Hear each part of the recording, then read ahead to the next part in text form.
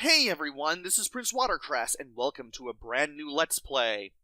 This time around, it is Dolphin from Activision in 1983 for the Atari 2600. This game was programmed by Matthew L. Hubbard and Bob Whitehead. I believe that this is the first game that Matthew L. Hubbard ever worked on. I could be wrong on that, but it's the first knowable one that he worked on, if not the first. And here's what's going on here. You're a dolphin. You're going through gaps in walls made of seahorses. You're avoiding a squid. You're trying to catch waves, that way you can get ahead of the squid, which the squid can also use. You're trying to grab a seagull so you can get powerful. And when you're powerful, you run into the squid to knock the squid out and get a bunch of points. I'm assuming that's what's going on here. This is early 80s arcade-style action, after all. Nothing really needs to make sense. You just need something that is easily intuitive. And it kind of is, though the game takes a little bit of time to learn how it works, but once you do, Once you pull it off, you're going to be able to figure it out rather quickly. And there are game modes, I believe. You can go between 1 and 8 here. 1, 3, 5, and 7 are easy, medium, hard, and expert for the one-player mode, 1, 3, 5, and 7. And 2, 4, 6, and 8 are the same things, except, well, it's a two-player mode, and it's two-player alternating.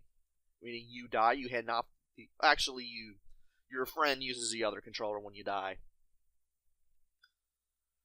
So, we got that out of the way. Moving around is pretty easy. I'll be able to explain things as I go on. But for now, I'm just going to start with Game Mode 1.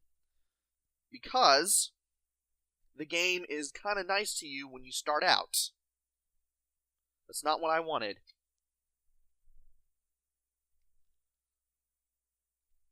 Reset is what I wanted.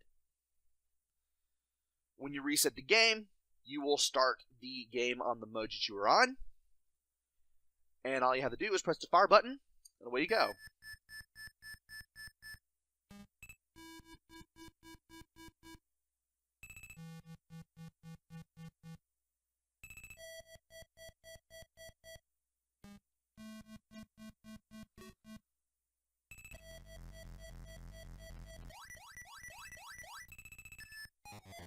And there was a reason why I stayed silent for that whole first round, because when you start the game, you will hear 5 sonar tones. The higher the tone, the higher the gap in the seahorses will be. There are 7 seahorses in all in the wall of seahorses, and there's always going to be a gap there. If it's a really high pitch, it's obviously going to be at the top where the gap is. And if it's a very low tone, it's going to be at the bottom. Now, the topmost and bottommost seahorses, those are never removed. It's always the 5 in the middle. And the first 5 tones that we heard, I kind of put them in numerical notation so I can easily identify to myself what they are. They were 1, 3, 5, 2, and then 4. Not the best way of getting through the seahorse walls. You can kind of hear the thud sounds some of the time, meaning that I didn't go through them perfectly. You want to make sure that the dolphin fits through the gap as you do it, and that's not an easy task. If you do that, you get to hear 3 beeps. If not, you hear like a thud sound if you're even slightly off. And it's like they're using 2 keys, but they're like using 3 different pitches for each. And if they had all been like different keys, it would have been a little easier on the learning curve, but I'm not really complaining. I kind of figured this out from here. The reason I'm not playing is because, yeah, I'm just trying to explain everything. So this is kind of a slower pace video than what I'm used to. So, now that we've beaten the squid, we don't do anything until we press the fire button again. Oh, by the way, those are your lives in the lower left. Just saying.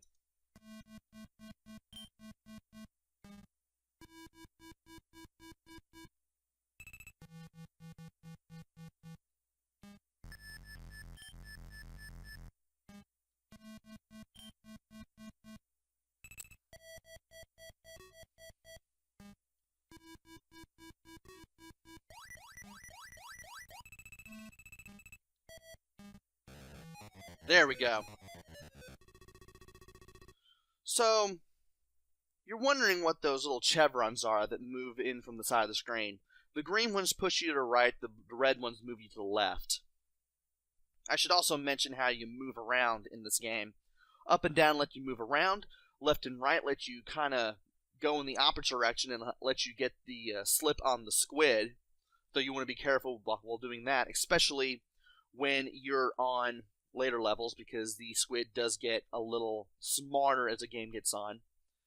Also, when the color of the squid and the seahorses change, you know that the seagull is about to appear. Once you go through a wall of seahorses, the seagull will appear. The seagull is slow at the very beginning of the game, but just like the squid, it gets harder to... Well, like the squid is hard to avoid, and the seagull is harder to collect, so it's not exactly like the squid.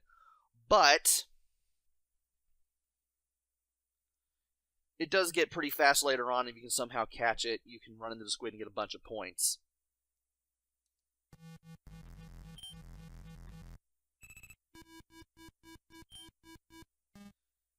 Now, if you know what you're doing,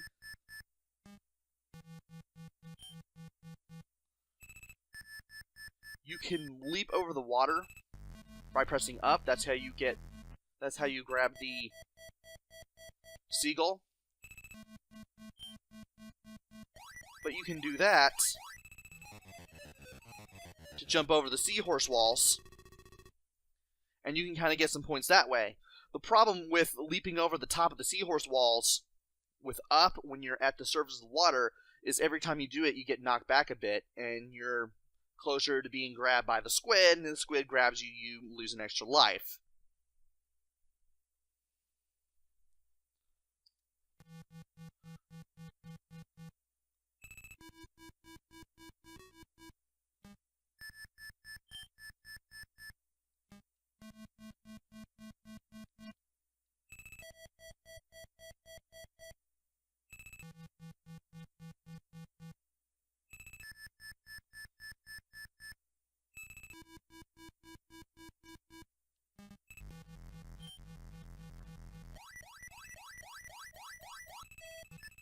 Alright, I got him. Didn't think I would.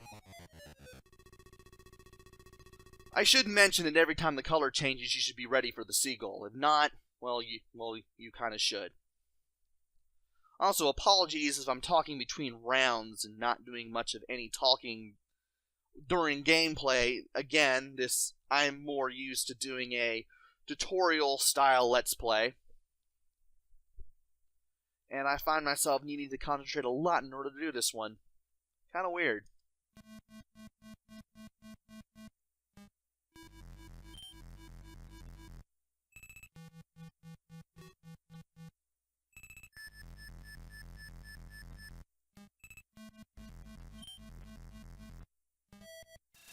And I tried to get the slip on the squid, but that did not exactly work. Thankfully, we have 3 more lives. So we should be able to do this, hopefully.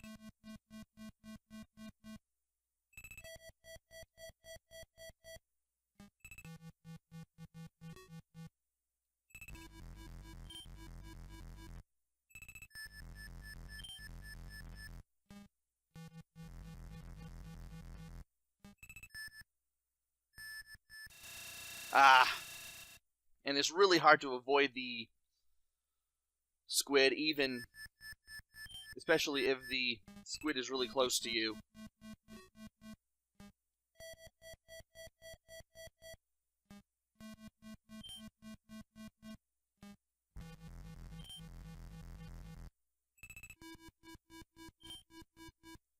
With practice, you should be able to figure out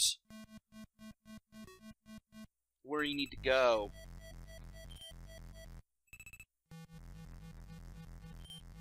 With some of these seahorse walls. And there we go, we managed to get the squid again.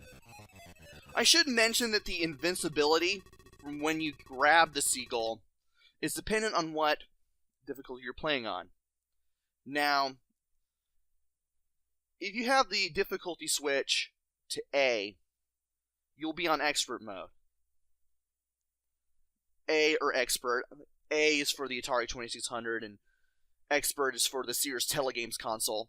When you're on expert mode with the game difficulty switch, the invincibility lasts for only 2 seconds. If you have it on B or novice, which is what the game recommends you use if you're playing the game for the first time, it lasts for 4 seconds. I have it on B, obviously, in case you could not tell. 2 would be pretty fast. And I believe we're getting to the point where the game starts getting a little bit harder.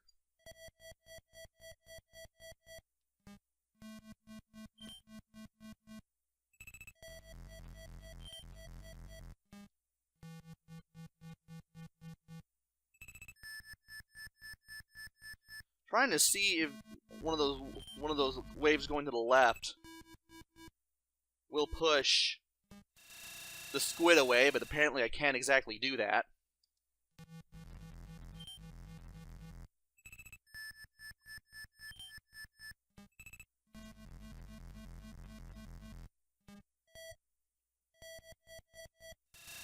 And I can never get away from the squid. Apparently the more distance you have from the squid when you make the slip, the easier it is to get away from the squid and stay there when you reach the other side. I'm starting to slowly figure this out now. And that was absolutely terrible. I'm just messing around at this point.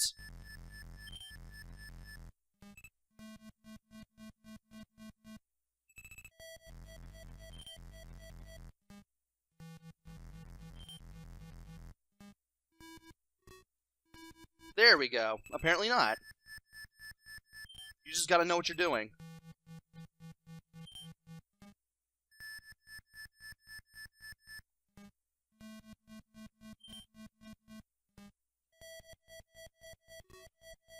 Now you do get points for going through the gaps.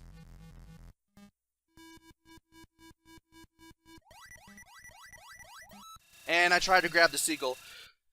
You can get points for going through the gaps, as well as getting those waves that will push you forward. That does kind of help. And every 20,000 points, I believe, you get an extra life, too. So, that's pretty interesting. I'm going to go for one more game here. And I'm going to see if I'm going to try to talk my way through this as I do this. So, can I still do... Yeah, I can still do that. I could start it, but... Now I'll just go ahead and start it on the easiest difficulty setting for now. So there's 1. There's 3. There's 5. There's 2. And there's 4.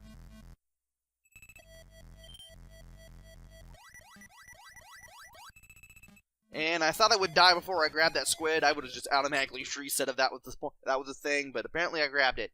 Now, the more times you can grab the seagull and successfully hit the squid, the more points you're going to get every time you hit the squid. So, once you hit it like hit the squid with the seagull powered up like 4 or 5 times, you can get a lot of points that way.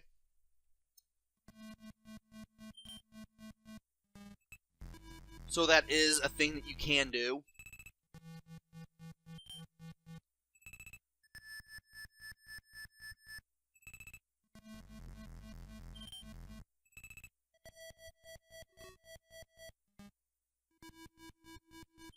And here's the 3. And I managed to get the squid. Now the first time I get the seagull and hit the squid, it's 1,000 points. Then it's 2,000 points. Then it's 4,000 points and 8,000 points. You do this enough times, you're definitely going to get a lot of points from hitting the seagull, which does get faster each time, and hitting the squid when it tries to run away. So that is a thing that you can do.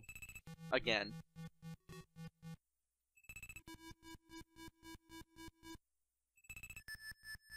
There's the highest one.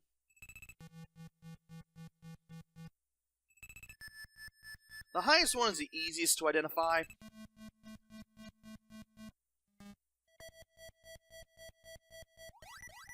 I think the hardest ones to identify are 2 and 3. I think those two are the hardest to differentiate between. 2 is just a little bit higher, but they're both the same key. So I can kind of understand why it confused me, as well as a lot of people who are either tone deaf or haven't played this very much at all.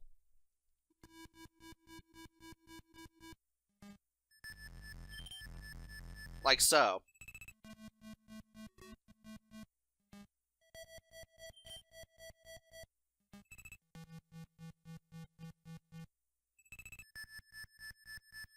Because 2, 3, and 5 are all in the same key. And 1 and 4 are their own key. Somehow managed to grab that seagull. Just had to stay in the center there by you pressing left and right repeatedly, and I somehow managed to pull that off.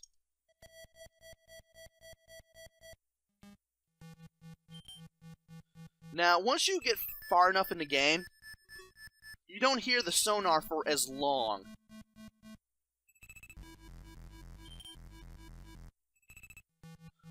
This is where some people start doing the whole leap over every wall strategy.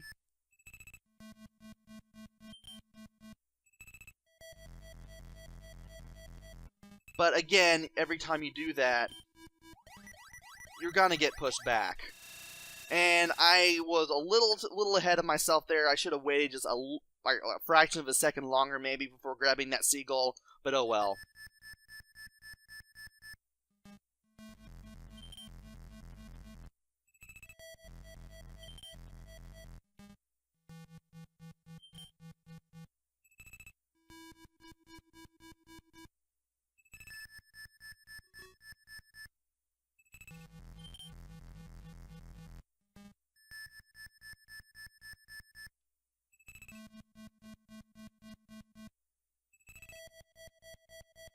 And I'm just really cutting it close here.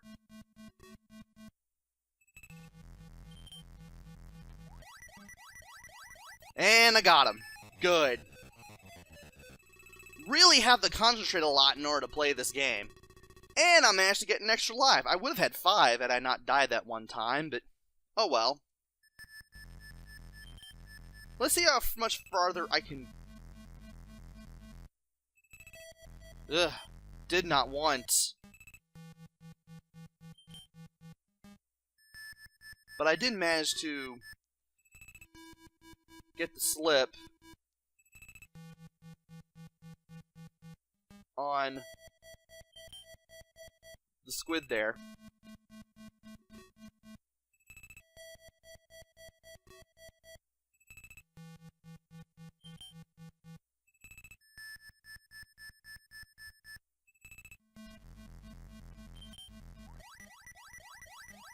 Ah! Tried to grab that seagull, but I couldn't do it. Oh well.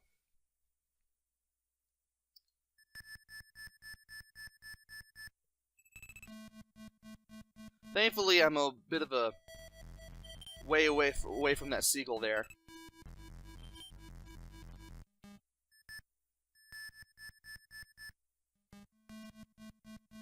I should have just went left there. Oh well.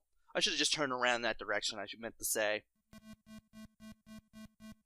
And I'm reaching the 20-minute limit for what I want this video to have.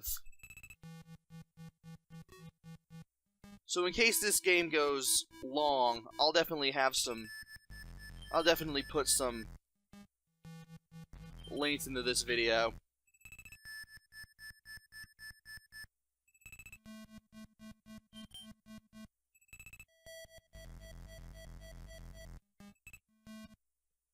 And I I thought I could get away from the squid again. Apparently not. And I accidentally pressed left, because why not? Might as well just go ahead and lose that life. Oh, I still have one more life left. Okay, that's the lowest pitch. Couldn't tell what I was doing at first.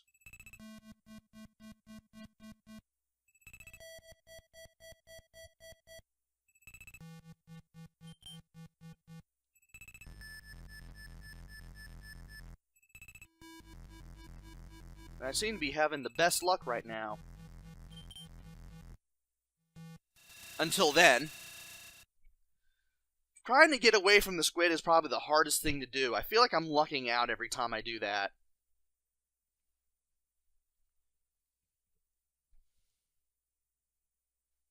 I should probably just stop trying to jump up into the air. That's probably what I'm doing wrong. And instead just try to wait until the squid is a little bit higher and then try to make my way down as I try to move. Or try not to jump out of the water as I do it. Otherwise, I'm going to be stopped in my tracks and I'm going to just run right into the squid while I'm trying to get away from it. Slowly trying to figure that out. Never really said that I was good at the game, but I still wanted to show it off, check it out, and just play it for you guys anyway. Again, apologies if this was very tutorial-y and I was speaking in between rounds during that first playthrough. There was quite a bit to explain, and I kind of had to show the gameplay off without speech as it is, because it did make it a little easier for me to do it if I didn't talk over the gameplay, especially with the sonar tones that show where the gaps in the seahorse barricades are. Once you figure out the 5 pitches and the differences between them, you'll have a much easier time, and you'll also have an easier time knowing where you screwed up. But this is a pretty good game.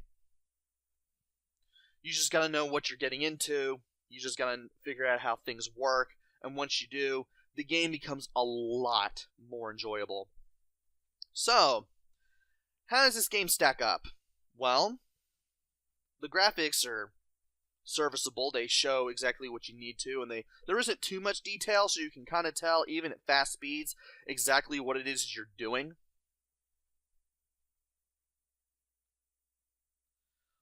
The sound, well, you kind of need it for the gameplay, and, well, it kind of works with it. I wish that the sonar tones were all different keys instead of, like, a combination of, like, 3 pitches and 2 keys. Like, instead of what we have, it could have been, like, C, E, A... No, wait, C, E, G, B, D. If they had done it like that, like with on actual sheet music, it could have made a little bit of a difference, maybe. But then again, if you're tone deaf, it may not make much of a difference. I'm not sure. But it would have made a bit of a difference for me, anyway. The control is pretty good. I recommend playing this with an actual joystick instead of a PlayStation 2 controller, because it is easy to accidentally press left or right while you're using a modern joystick in case you're playing this on an emulator. But the control stick is all you need. It works like it should. It's pretty responsive. You don't necessarily need the fire button for anything except to start the game whenever you beat the squid for a bunch of points or lose one of your lives. And you can probably get some replayability out of this one. I know I kind of did. I've managed to make it to almost 40,000 before. Again, I've only been playing this game for a few days. And if you really know what you're doing, you can get like a lot of points. I know if you can get like 300,000 points, the score changes to the word amazing, which is a pretty nifty little secret hidden in the game by the developers.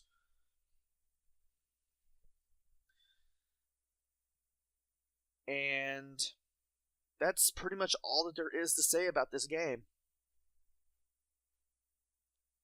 It's a shame it came out in 1983, back when the whole video game crash was affecting America. I think it probably would have been a much better hit if it came out like maybe a few years earlier, but other than that, pretty remarkable game. I definitely recommend it for the collection. Shoutouts to Classic Game Room for reviewing the game recently, as in about a month or so ago before I recorded this, as of the time of this recording. Shoutouts to them for reviewing it, otherwise I would have never seen this game at all. And, well, that's pretty much all I have to say about this game. So, this has been Let's Play Dolphin for the Atari 2600. Hopefully I will come back with another game. Maybe it'll be good, maybe it'll be bad, maybe it'll be somewhere in between, who knows.